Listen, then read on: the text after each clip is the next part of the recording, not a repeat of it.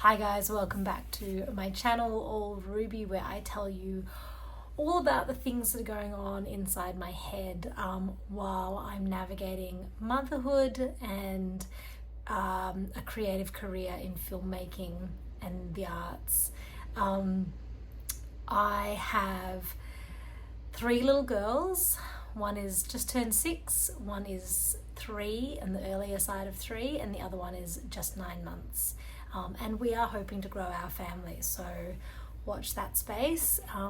I have been in filmmaking since, I am like really jittery, like in a kind of horror film way, because it's really, really windy and crazy weather tonight, and the back door is just like making all kinds of crazy noise. And I'm just like, this is the first time I've done like a vlog like this, where I can't see behind me except in the camera. So I'm a little bit freaked out.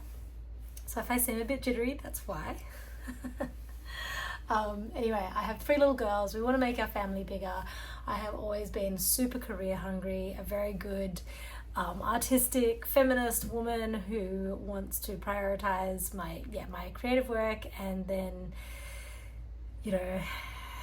kids were kind of I don't want to say an afterthought, but I definitely, if I hadn't met the husband that I have, I definitely would have just kept bubbling along into deeper career, and being kind of obsessed with traveling and all of those great things in life. But when I very first met Eli, he said, we weren't even on a date. We were just like, so the second time we'd ever hung out and having a kiss on a wall somewhere, and he was like, can we have 6 babies? And I was like, no, that sounds insane. And now I'm like, I love having babies, and babies are the best thing ever.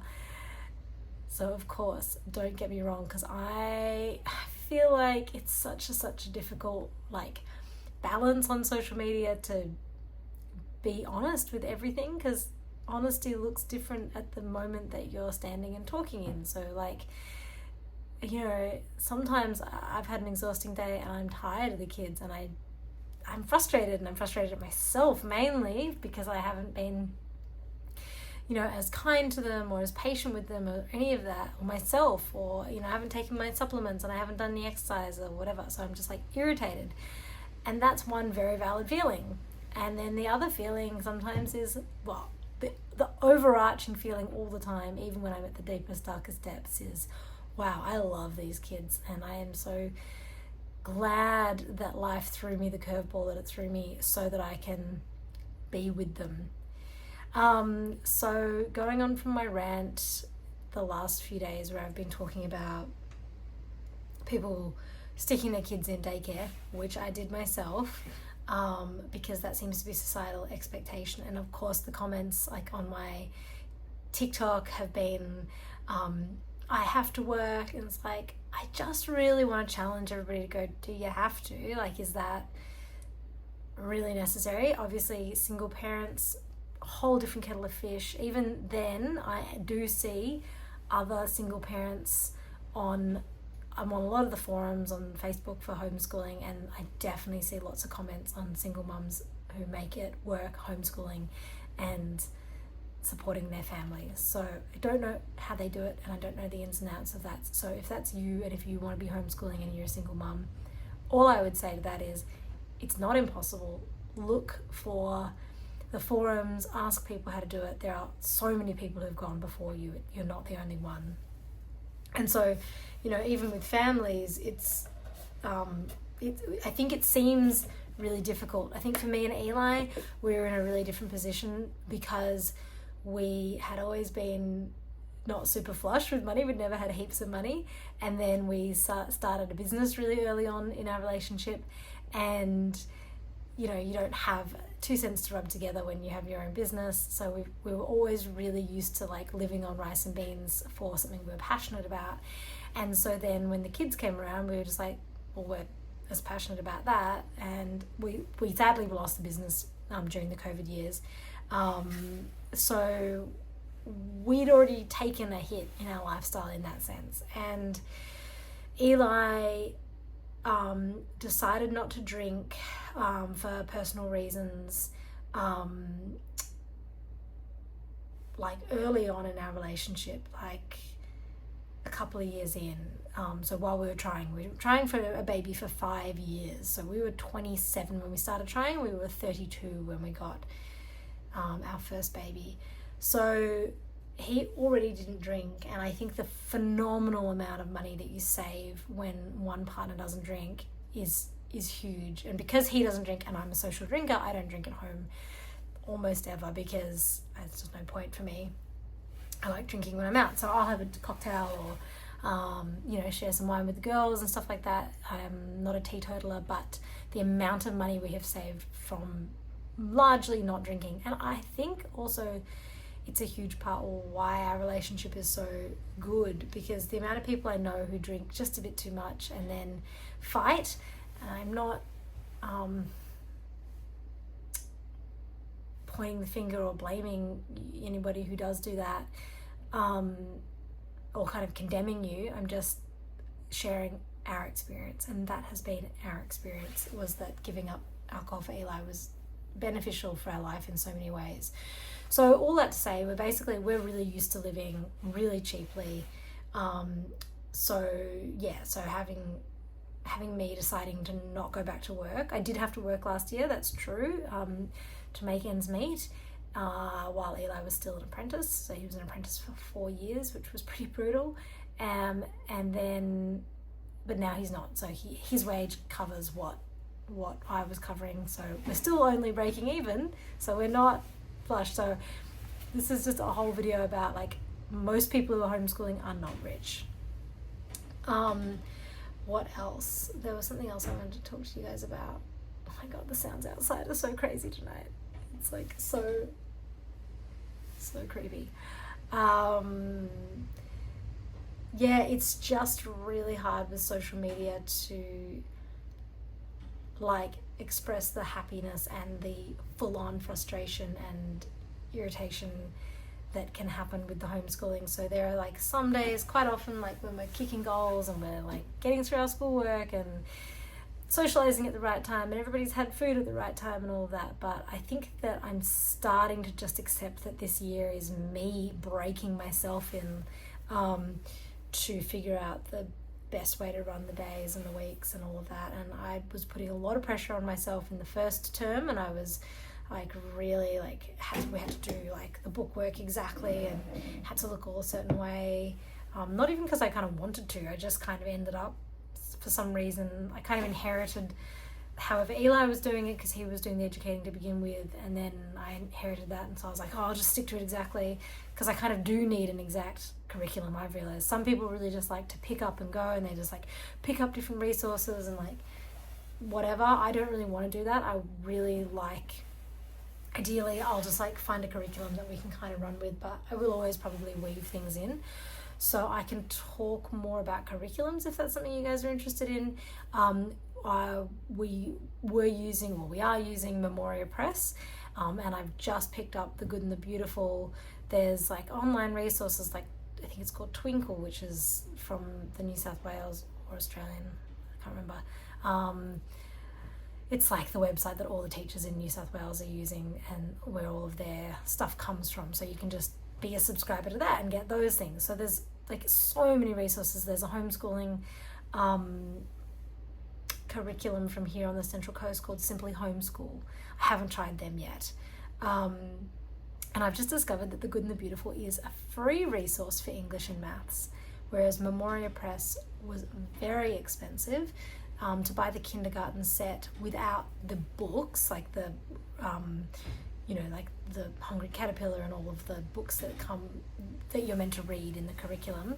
That was like an extra several $100s, but just the curriculum on its own was just shy of $1,500, which seems really expensive, and it is, but it's an amazing resource, and the amount of resources that you get. So I wouldn't knock it at all. I can do a more detailed review on my engagement with it. I'm never going to give you guys like my review on something as if I'm an expert. I'm just going to give you like how we engaged with it, because I feel like that's what I miss with people in their vlogs is like, I really want to know how they felt about it, not just like, this is the resource or whatever. Like, that's always what I want from people, is like how they feel about something. So, you know, like I watched Ballerina Farm and I'm like, yeah, but how do you feel about anything? Like, that's just what your life looks like, and anybody can make their life look pretty or ugly, because my house is not tidy. Look at my fridge, it's chaos. So yeah, I'm really, really just trying to use term 2. Term 2 was like my lowest point, I have to say. Like, we were at the beginning of the term, I was completely discombobulated. We were fighting. I was always in a state of frustration with the kids. The kids were always in a state of frustration with me. I wasn't nailing like consistent anything times, really, like meal times or like how we did anything. And then I just took my foot off the gas completely. We came very, very close to sending Scout to school. Like, have no memory of what I've talked to you guys about. So anyway, I'll just like do a brief story on that. We got very close to sending Scout to school. She kept saying, I want to like put a uniform on, I want to go to school, I want to la la la. And I said to her, we are not holding you here. This is not a prison. You are not, like, of course you can go try school.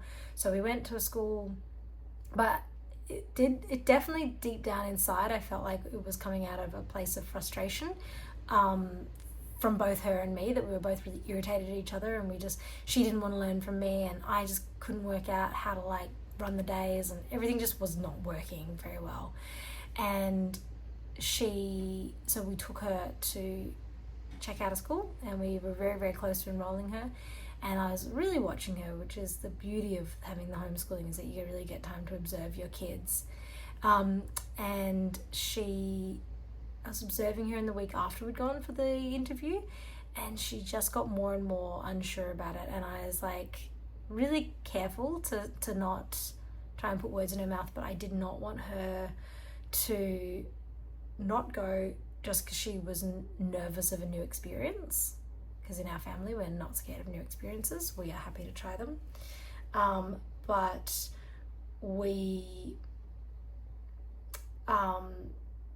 if she just genuinely didn't want to go to school because she was really enjoying what we're doing, and that we could both lean into it, that's what I was interested to know, if that's what she wanted. And it definitely felt like she didn't want to go, and that she wanted to keep going with homeschool. And I really, really wanted to keep going with homeschool. I wasn't ready to send her to school because I was like, no, I'm sure we can nail this. This is silly. And so we had this beautiful little renaissance after she was like, I don't want to go. I just want to stay in homeschool. Because what I realized was that I was talking about all the different reasons, I don't know, like to school or not to school or whatever. And in the end, what I realized I hadn't talked to her about was like why we want to homeschool. And I was like, honey, we want to homeschool because I want you to have a relationship with your sister. I want you to spend the days with your family. I want you to have the freedom to explore activities that interest you and things that interest you. And you know, like, and I started talking about all of these beautiful reasons why one would want to homeschool, and it just all clicked for her, and she was like, yeah, I really want to do that. And so we had this incredible 2 weeks after that where we just like really enjoyed all being together. We had a little dip on the 3rd week, and she kind of started this like really intense, angry like talk tracks that I've been trying to like go. I always try to go find little games if I can, when my patience is not worn completely thin, where I'll be like, okay, let's like hit pause on that track, you know, and she might be like, oh, pause, or she might be really grumpy and be like, I'm not pausing it, you know. It just doesn't work all the time. But that was kind of confronting, and then I started to think maybe it's a 6-year-old thing. Maybe 6-year-old girls get really stroppy, because I've known other 6-year-olds who act like that, and I'm like, oh, maybe it's just an age thing, because I went down a whole neurodiversity potential, and there's always potential for that. But once I put that aside as well, I was able to just go, maybe it's just 6-year-old behavior. And I've since talked to a bunch of other parents who are like, my 6-year-old daughter is going crazy. I'm like, cool, okay.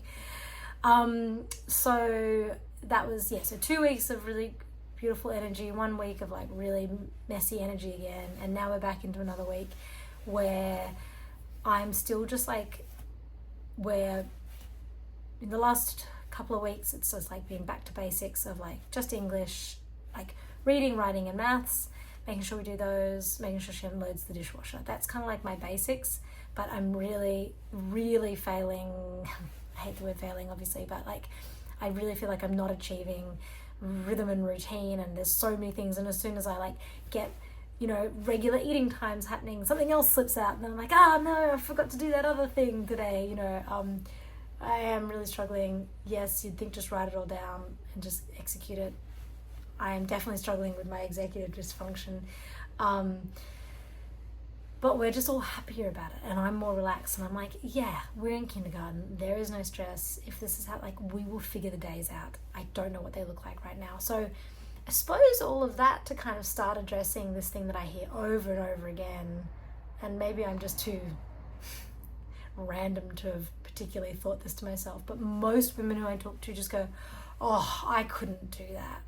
And I don't really know what they mean when they say they couldn't do that.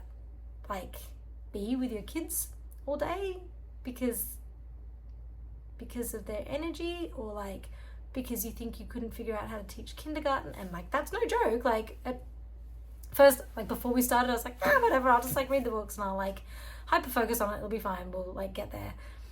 And then for a whole lot of various brain reasons which I don't exactly understand, I like didn't, and I have really struggled because I'm like, what is phonics? I need to deep dive so I completely understand it before I start teaching it to her, which is insane. I know that. But I like so when I'm trying to understand why people say they can't homeschool, I'm like, is it because you can't figure out the education part of it? Because I think you can, and that's not to like undermine what teachers have trained in, but teachers haven't trained in like understanding every subject deeply. They might specialize or whatever, especially kindergarten ones, like they're probably training in a whole raft of other things as well, like managing a whole classroom and like creating lesson plans and all of those things. And all of those resources are things that you can buy in a curriculum and talk to other people and all those things. I say that simply like, oh, you can just do that. That's been my big struggle this year, is like nailing how to do curriculum, nailing how to do rhythm. And it seems all very simple. And I'm like here to say it is not simple. It is complicated, but it is not something that you can't do. Just a massive double negative. Anybody can do this. So I don't buy the line from people, oh, I couldn't do that. I think, again, I come back to my old video. I think we're scared of being with our kids. I think we've been trained to think that we can't be with them all the time. And what I want to say is being with your kids every day is nothing short of incredible. Yes, it's difficult. Yes, I've bought the Loop earplugs, which I haven't actually used very much, to try and like help create some space between me and the kids. Yes, it's challenging. Yes, I come out completely rinsed out of my body almost every day, just like, wow, that was exhausting. Yes, I don't have time to scratch myself. Yes, I don't, and yet I'm fitting in several other creative projects at the moment, including being in a musical, writing a feature film with somebody, and directing another short film. So like, yes, you can fit other things in. Yes, you can still have a life. Yes, you can still have a brain.